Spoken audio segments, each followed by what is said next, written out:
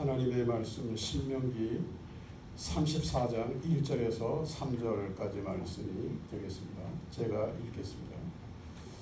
모세가 모압 평지에서 느보산에 올라가 여리고 맞은편 비스가 산 꼭대기에 이르매 여호와께서 길앗 온 땅을 단까지 보이시고 또 온 납달리와 에브라임과 므낫세의 땅과 서해까지의 유다 온 땅과 네겝과 종려나무의 성읍 여리고 골짜기를 보이시리라.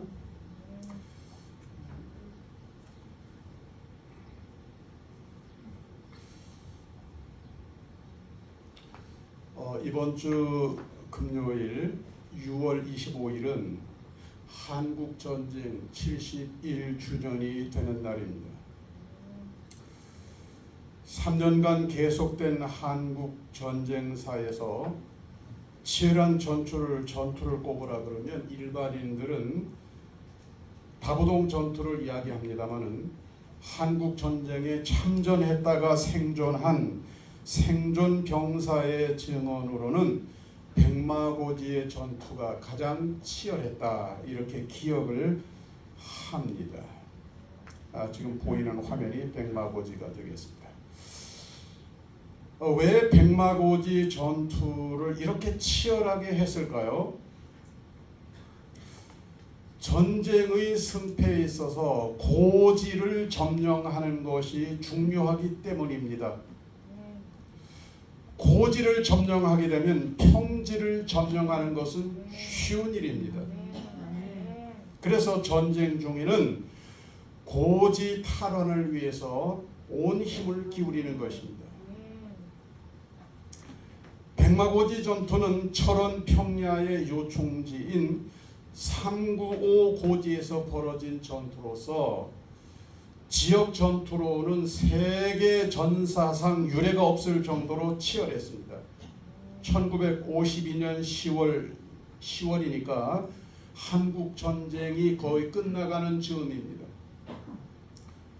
10월 6일부터 10월 15일까지 열흘 동안 중국 인민지원군, 그 당시엔 중공군이라고 했죠. 제38군 소속 112, 113, 114 사단이 투입됐고 국군은 김종호 소장이 지휘하는 제9사단 예하의 51 경보병연대와 미군 포병 2개 대대의 병력이 이 전투에 투입이 됐습니다. 이 전투에서 중국 인민지원군은 1만 3천여 명, 국군은 3,500명의 사상자가 났고 최후 승자는 국군이 됐습니다. 전투가 얼마나 치열했는지 심한 폭격으로 고지의 모습이 백마 같다 해서 395 고지, 그때까지 이름이 없어서요. 그냥 숫자는 395 고지였었는데 이후로 백마 고지로 불리게 됐습니다. 오늘날로 역시 그 고지는 백마처럼 훤합니다. 백마고지를 놓고 이렇게 치열한 전투가 벌어진 이유는 두 가지입니다. 첫째는 백마고지를 점령하는 쪽이 철원 평야를 차지하게 되는 거예요. 두 번째로는 이 백마고지는 서울로 통하는 중요한 이 군사 지정학상으로는 요충지가 되는 거예요. 서울로 통하는 중요한 길목이 되는 거죠. 그래서 백마고지를 빼앗기게 되면 백마고지만 빼앗기는 것이 아니라 백마고지 밑에는 평야도 빼앗기게 되고 서울도 다시 위험해지게 되는 겁니다.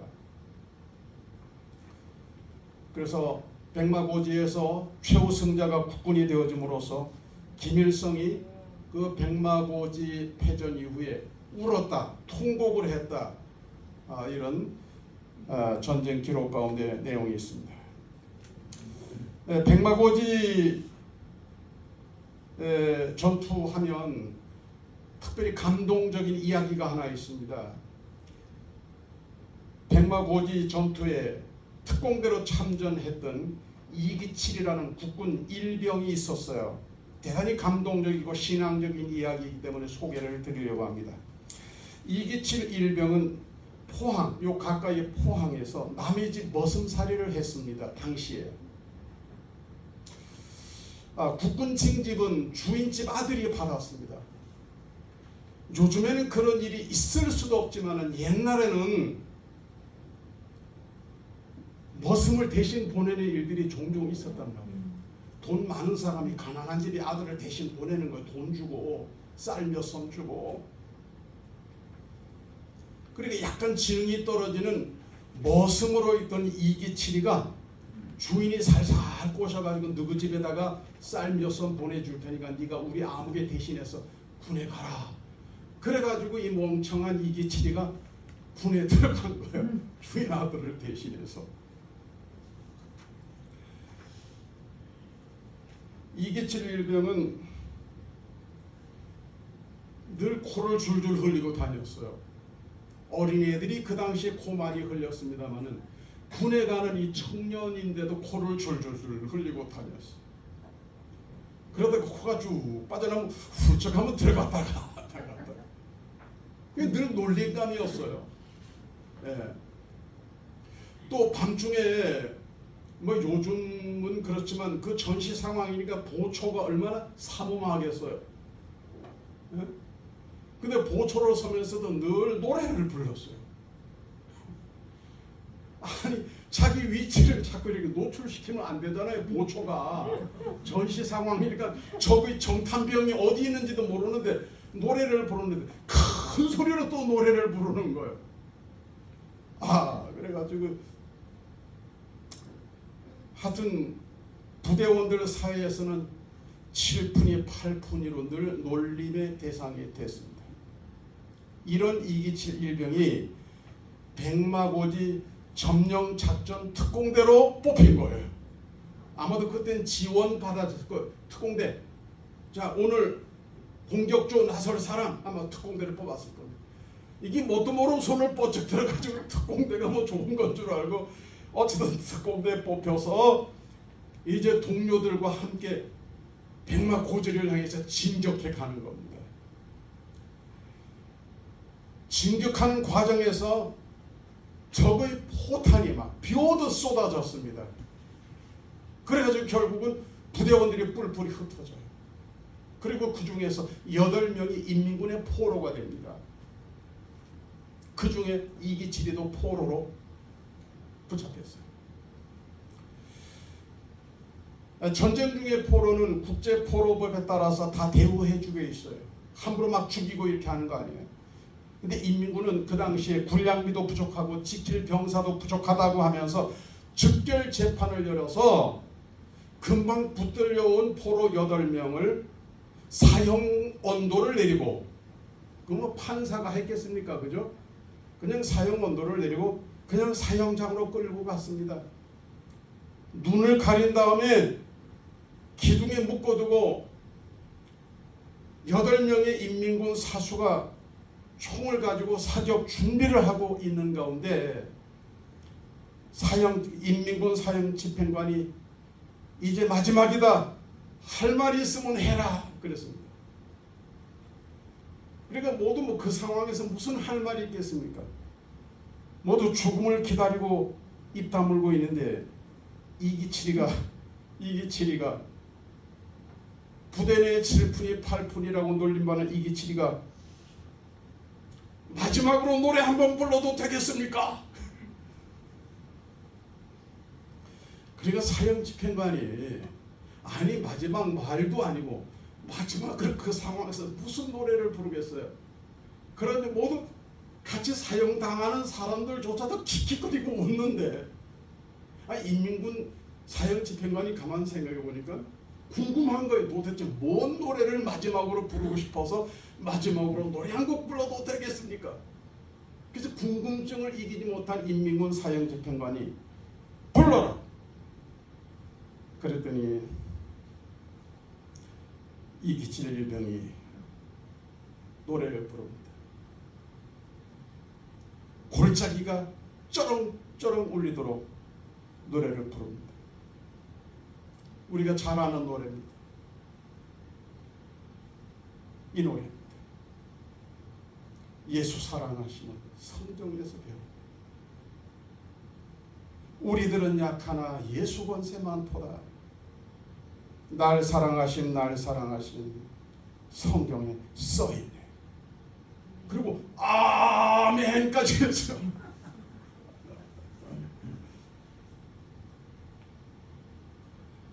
그러고 보니까 함께 사형 집행 당하는 나머지 7명이 생각하기를 이 녀석이 옛날에 보초 서면서 불렀던 이 노래였지. 보초를 쓰면서 예수 사랑하시면 이거를 불렀던 거예요. 사람들이 교회를 안 다니니까 노래 그냥 부른다 그랬던 거예요.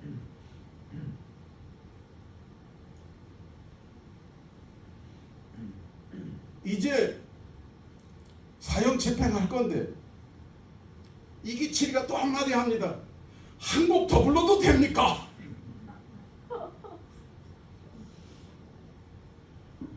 이걸 실제 싫어합니다. 군관이 좋다 불러라. 그들이 이기칠이가 두 번째 부른 노래는 하늘 가는 밝은 길이.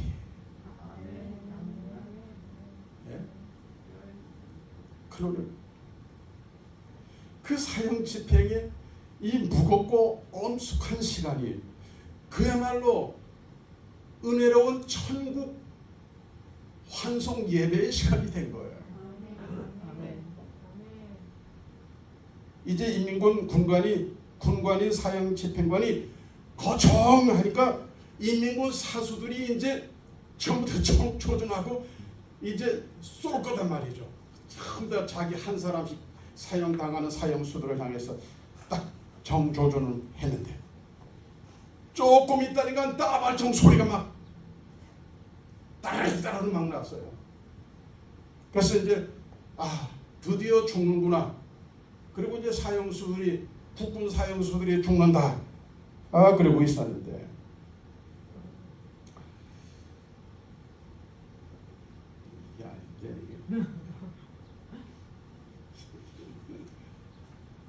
잠시 후 누가 뛰어오더니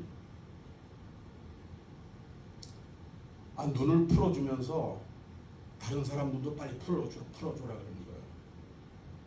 그래가지고 모두 눈이 풀려진 상태에서 몸이 풀려진 상태에서 그냥 아군 지역으로 정신없이 뛰어왔어요. 뛰어왔는데 8명이었는데 9명이 뛰어왔어요. 국군 8명이 함께 뛰어온 사람은 알고 보니까 사형 집행관 인민군 소위였어요. 인민군 소위의 아버지가 교회 장로님이랍니다. 그러니까 이놈이 인민군에 가기 전에 어릴 때 교회를 다녔을 거 아니에요. 북한에 있을 때 교회 다니면서 주일학교에서 많이 부른 노래가 예수 사랑하시면이요. 갑자기 옛날에 주일학교 다니던 그 생각이 나는 거예요. 예수 사랑하시면. 그리고 한 곡 더 불러도 됩니까? 그리고 두 번째 이기칠이가 두 번째 부르는 하늘 가는 밝은 길이는 자기 아버지 장로님이 즐겨 부르는 18번 찬송이요. 그때 이런 마음이 오는 거예요. 사형 집행관 군관 마음속에 내가 이 사람들을 죽이면 하나님이 나를 가만 안 두실 것 같다. 내가 벌을 받을 것 같다. 이런 생각이 들어가지고 지정신이 아니죠. 하늘이 주신 정신이죠. 거총해놓고는 인민군을 자기가 거총해서 인민군을 다 쏴버린 거야. 그리고 눈을 끌어 같이 그냥 아군 지역으로 뛰어온 거예요. 아멘.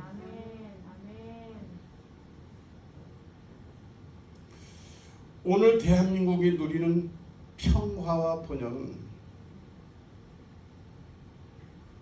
71년 전 한국 전쟁의 이 가장 치열한 전투에서 젊음을 바쳐서 고지를 탈환하고 사수한 분들의 숭고한 희생의 열매입니다. 아멘.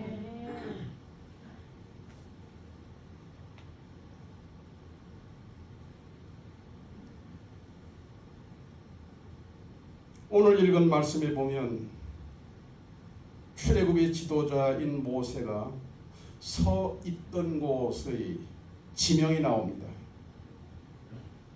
두 가지 이름으로 나오는데 먼저는 느보라 하였고 이어서 비스가라 하였습니다. 정확하게 설명하자면 모세가 서 있는 장소는 같은 곳이에요. 느보가 비스가고 비스가가 느보입니다. 아람어로는 느보이고 히브리어로는 비스가입니다. 그리고 이 느보와 비스가의 뜻은 높은 곳이라는 말이에요.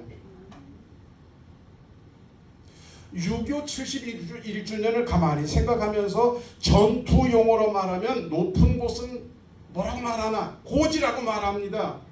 고지. 높은 곳 고지.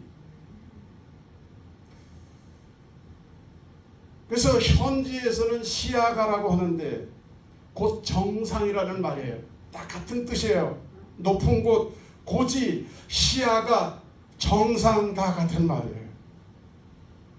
하나님은 광야가 끝나는 곳 느보와 비스가의 높은 곳에 이스라엘 백성들을 세우시고, 아니 모세를 세우시고, 그리고 하나님이 보여주시는 시선을 따라서 가나안을 보게 하셨어요. 그래서 오늘 말씀의 제목은 하나님의 시선입니다.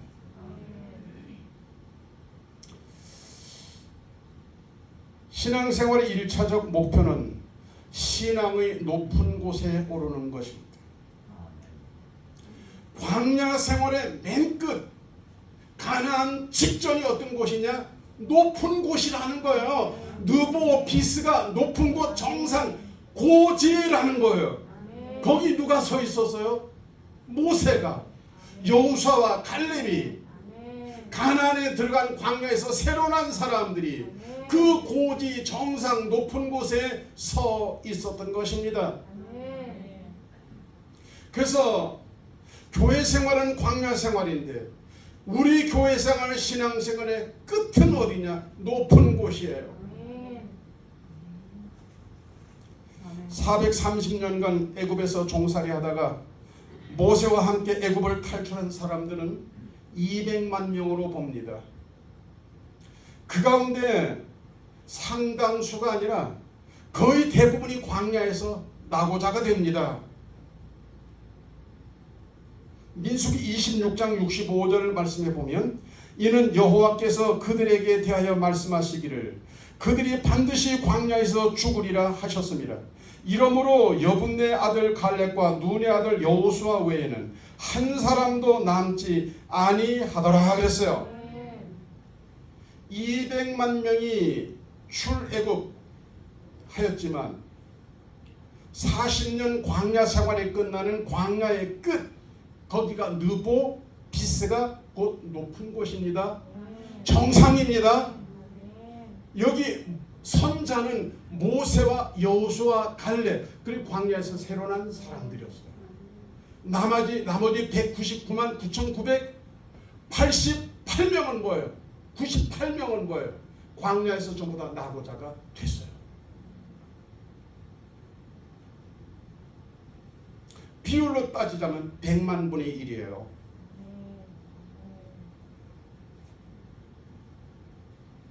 어떤 사람은 홍해바다 앞에서 낙오자가 돼버리고, 어떤 사람은 홍해를 건너서 마라의 쓴물 가운데서 낙오자가 돼버리고, 어떤 사람은 르비딤에서 낙오자가 되고, 어떤 사람은 광야의 춥고 덥고 위험한 장소에서 낙오자가 돼버렸어요. 인간적으로 충분히 이해가 됩니다. 저 교회 못 나오는 사람들 다 이해해요. 인간적으로 얼마든지 이해가 돼요.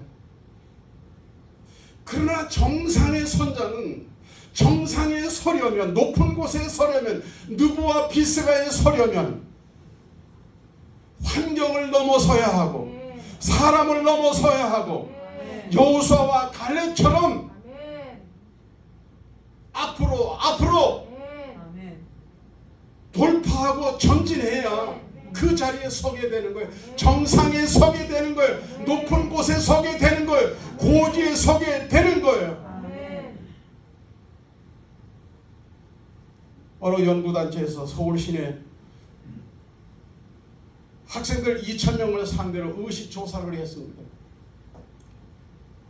제시된 여러 질문 가운데 하나는 당신은 지금 자신이 이 땅에 존재할 가치가 있다고 생각합니까? 였어요. 그런데 조사 대상 학생 가운데서 긍정적인 대답을 한 학생은 27%가 됐습니다. 나머지 73%는 내가 왜 살아야 하는지, 내가 살만한 존재가 되는지에 대한 자존감을 전혀 가지고 있지 않았습니다. 이게 오늘날의 청소년들의 의식입니다. 히브리서 11장에서 보면 믿음에 대한 이야기가 나오는데 믿음은 바라는 것이라고 했어요. 바란다고 하는 것은 기대한다는 말이에요. 소망한다는 말이에요. 꿈을 꾼다는 말이에요. 목표 의식이 있다 이 말이에요.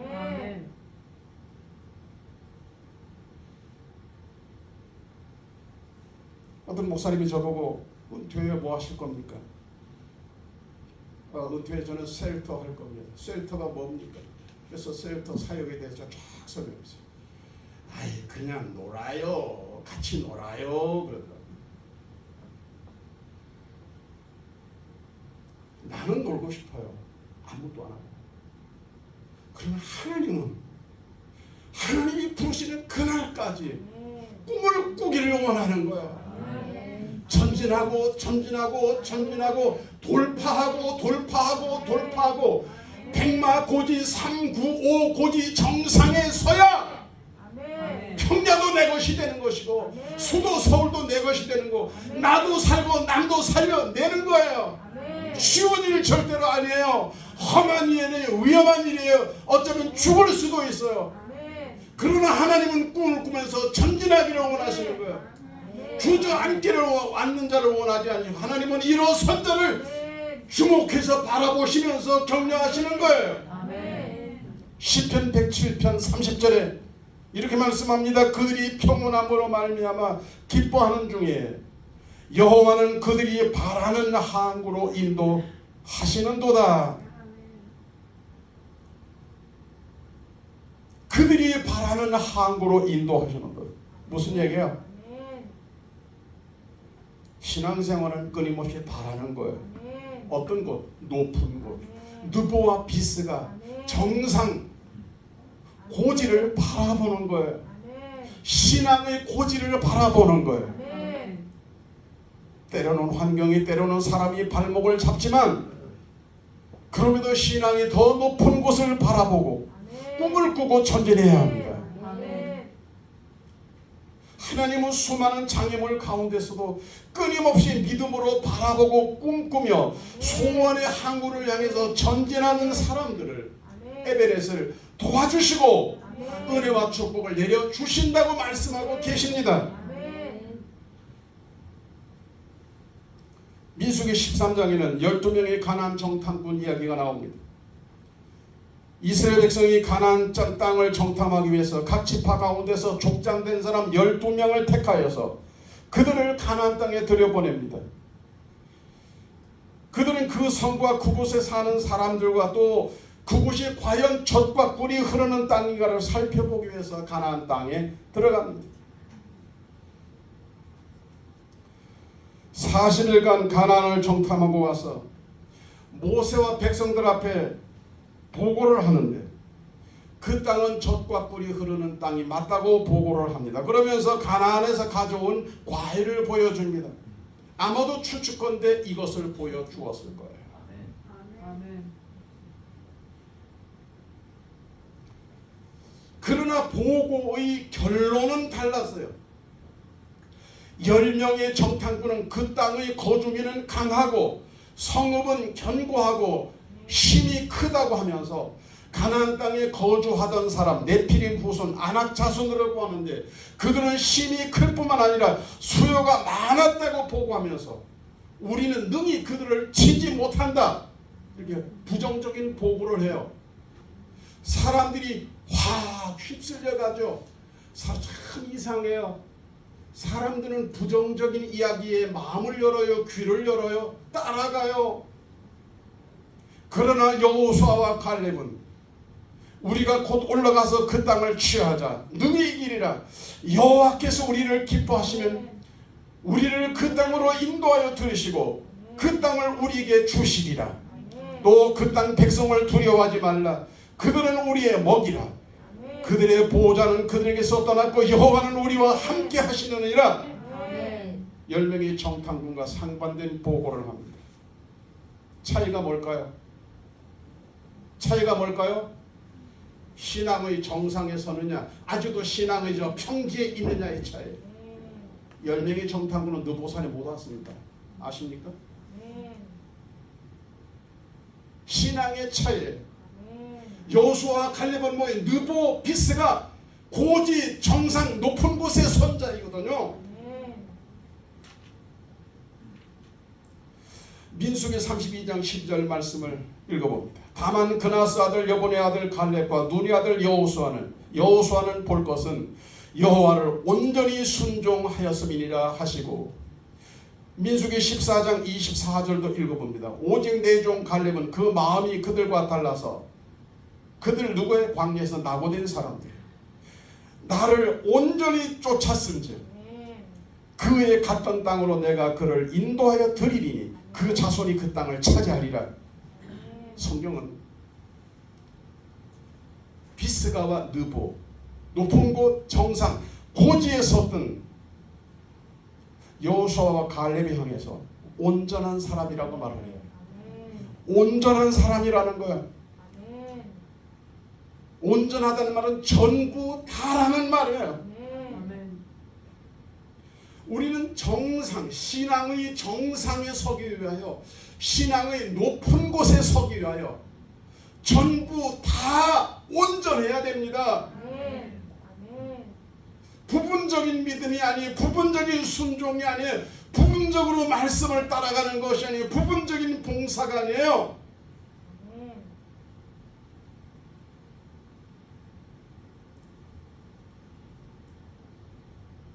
과연 여호수아와 갈렙은 무엇에 그토록 온전했느냐 볼까요? 민수기 14장 8절입니다.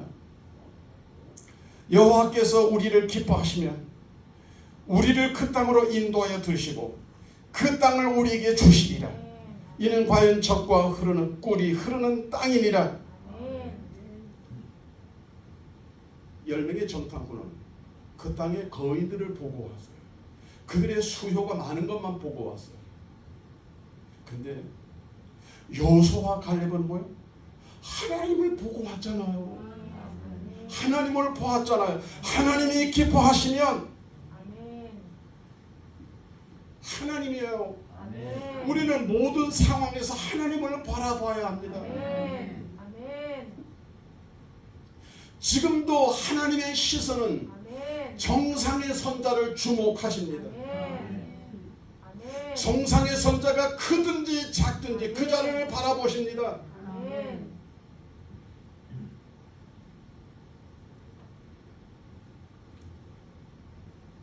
신앙의 가장 높은 곳에는 하나님의 약속의 말씀을 믿는 온전한 믿음밖에 없습니다. 우리의 믿음은 온전한 믿음이어야 합니다. 우리의 신앙은 온전한 신앙이어야 합니다. 그럼에도 불구하고 우리는 부족하지만 그래도 온전함을 향하여 한 걸음 한 걸음 뚜벅이처럼 전진하고 장애물이 있어도 돌파하고 높은 곳을 향하여 가야 하는 거예요. 백마고지 전투에서 한국 전쟁의 전략적 요충지인 395 고지를 탈환하려고 피하간에 치열하게 싸울 때 자랑스러운 이기칠 일병은 인민군 재판에서 사형 선고를 받고 두 눈이 가리워지고 그리고 온몸은 사형대 기둥에 묶여졌지만 그의 시선은 틀림없이 하나님을 바라보고 있었던 거예요. 나의 상황이 아니에요. 나의 환경이 아니에요. 내 주변의 사람이 아니에요. 다 죽이려는 사람들 뿐이잖아요. 아멘. 아무도 자기를 구해줄 사람 없잖아요. 그 순간에도 하나님 앞에 찬송을 했다고 하는 얘기는 아멘. 그의 시선은 하나님을 보고 있었던 거예요.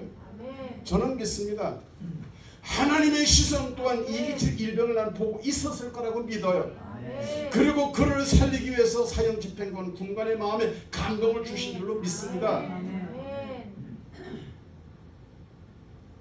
저와 여러분 온전한 믿음의 고지에 설 수 있기를 바랍니다. 아멘. 저와 여러분의 신앙이 정상에 서기를 원합니다. 아멘. 시편 24편 8절의 말씀 봅니다. 영광의 왕이 누시며 강하고 능한 여호와시요 전쟁에 능한 여호와시로다. 세계 1, 2차 대전은 끝이 났지만 한국 전쟁은 아직 끝나지 않았습니다. 아멘. 지금 우리는 종전이 아니고 휴전 상태입니다. 아멘. 네.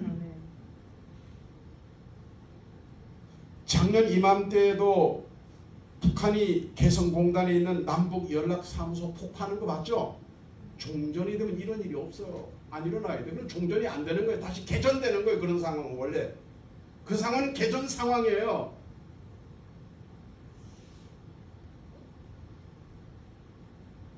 군사대공 미국이 가장 두려워하는 폭탄이 있는데 EMP 폭탄이에요.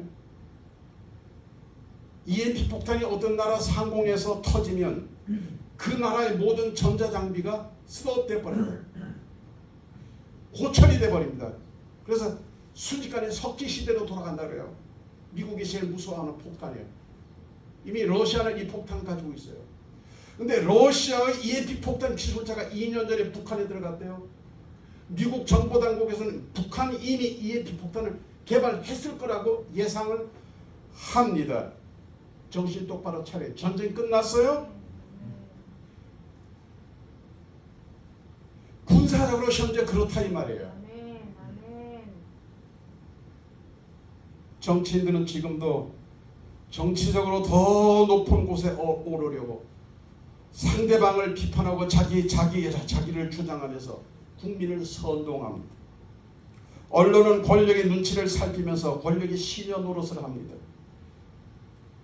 경제적으로 세상도 별반 다르지 않습니다. 영적으로 원수마귀는 교묘하게 우리의 믿음을 흔들고 유혹합니다. 지금 전 세계는 코로나와 전쟁 중입니다. 끝이 언제가 되는지 가늠할 수도 없습니다. 딱 주저앉기 좋은 상황이죠. 지금의 이 광야 생활은 딱 주저앉기 좋은 상황이에요. 후퇴하기 좋은 상황이다 이 말이에요. 물러가기 좋은 상황이다 이 말이에요. 포기하기 좋은 상황이다 이 말이에요. 마치 200만 명이 출애굽했지만 하나님의 약속의 말씀을 끝까지 온전히 믿고 순종한 사람은 단 2명이다 이 말입니다. 정상의 선자는 2명이다 이 말이에요. 이 땅에 1000만 그리스도인을 자랑합니다만 과연 몇 명이 신앙의 정상에 설 수 있을까요? 그리고 하나님의 주목을 받을 수 있을까요?